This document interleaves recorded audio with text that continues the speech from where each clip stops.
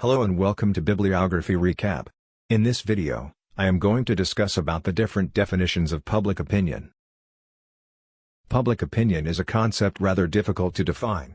Through the years, there have been many attempts to define the term. Harwood Childs has found since 1965, 50 different definitions of public opinion. But some other researchers refuse to define it. Like Herman Onken, who in 1914 wrote that everyone knows what public opinion is.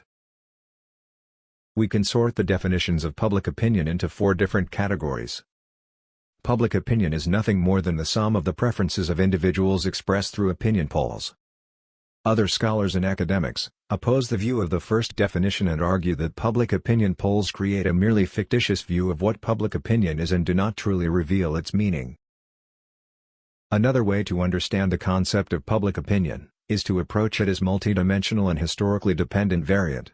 Susan Herbst used the term public opinion structure to describe different and distinct eras for the definition and measurement of public opinion. Finally, the term public opinion can be broadly rendered as the representation of consciousness or desire, which is activated or expressed in public. That is the end of my discussion on the different definitions of public opinion.